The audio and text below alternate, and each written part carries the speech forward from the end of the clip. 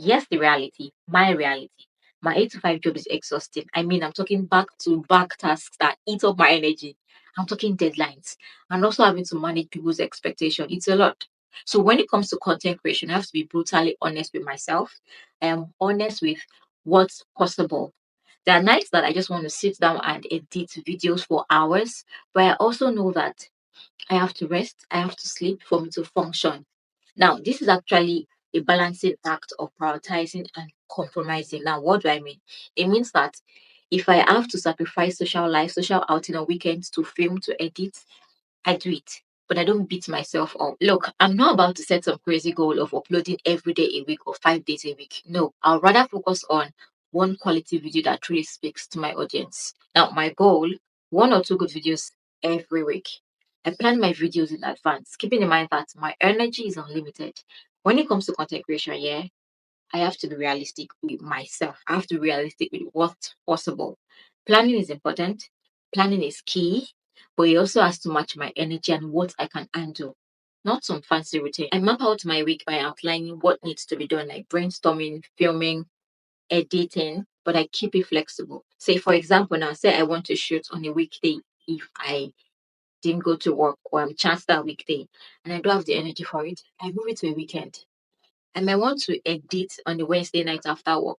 But if I'm feeling too tired or I've had a long day, a long hectic work full day, I move the editing session to another day of the week where my energy is up, where I can give a fresh eye to my videos to edit them. So the point is to have a guide, but not kill yourself by sticking to it. So the guide makes your task easier. So you're not overwhelmed by having to do all of these things at the same time. But you don't have to kill yourself by sticking to it. I avoid getting burnt out by planning my tasks, breaking them into smaller, manageable pieces. So the guide is there to help you, but you don't have to kill yourself by sticking to it. Move things around, make it flexible for you. Now you might even ask, why go through all this struggle? I mean, why go through all this hustle? Now here's where it gets real. Creating content on YouTube for me is an outlet outside my regular job. When my day job feels repetitive or draining, creating content on YouTube reminds me that I have a voice and I can inspire others like me. Therefore, I remind myself that my purpose goes beyond views or subscribers. I mean, it's about sharing value, encouraging people, teaching, inspiring people, and keeping it relatable. So, and this I find myself questioning if all this effort is worth it. I come back to my why. I try to keep a rough content schedule. The first few days of the week, Mondays, Tuesdays, I use it for brainstorming, for scripting. Then midweek, if I've got the energy after work, I do some editing. Now my weekends, Saturdays are flexible for filming, and I do this in batch. But I also give myself permission to adjust because some weeks will just be harder. Some weeks might get harder. Work gets busier, unexpected things come up.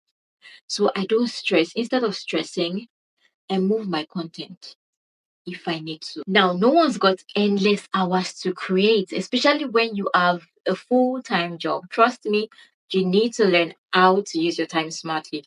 I've learned how to use my time smartly. I work during my lunch break. I use that period to write things out, jot things down, video ideas, content ideas, create voiceovers, voice notes, even quickly edit clips. I'll carry with me note apps to write down things. Most of the time, I use my phone's notes app to write video ideas, especially those moments when inspiration hits, you don't want to lose them, so you want to write them down. Sometimes I do a little planning during my commute. I do a little planning during my commute to help me take away that much load, reduce the workload so it doesn't become too overwhelming. Now, what I've come to realize over time is that you see these little time pockets, they've helped keep me moving, they've helped keep me doing without feeling overwhelmed. They may seem small, but trust me, they add up over time and they've helped keep me on track. Here's where it gets gritty. Editing takes time. Trust me, it does. And it's not just about slapping clips together. There's color correcting, sound balancing, timing. I mean, the whole deal.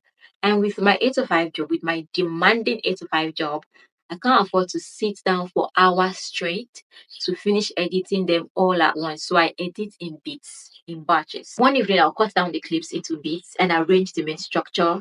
Then for transitions, effect, tech, I could do them the next evening. Now, working in chunks like this lets me to chip away at it without getting burnt out without feeling overwhelmed.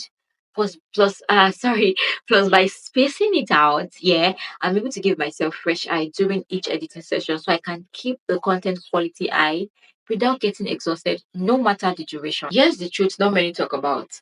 Balance isn't just having to do everything or having to do everything all at once. It's also about knowing when to stop. I've had to set some boundaries. I mean, weekdays are for scripting and brainstorming, things that don't require longer hours. While major projects like filming, major editing, I reserve those for the weekend so that I don't get drained during the week.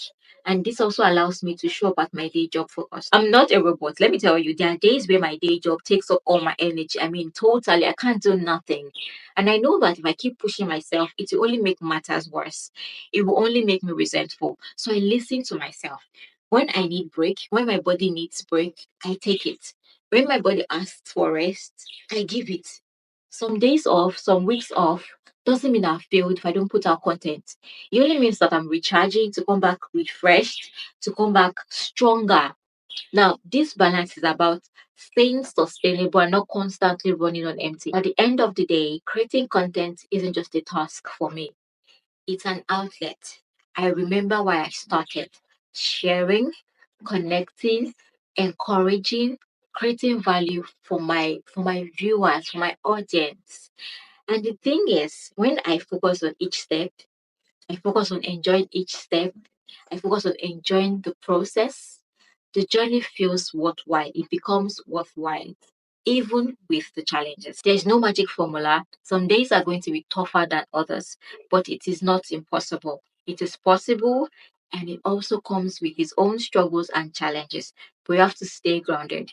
Give yourself grace. Stay connected to your reason for doing it and find a structure that works for you. And remember, balance isn't a one time achievement.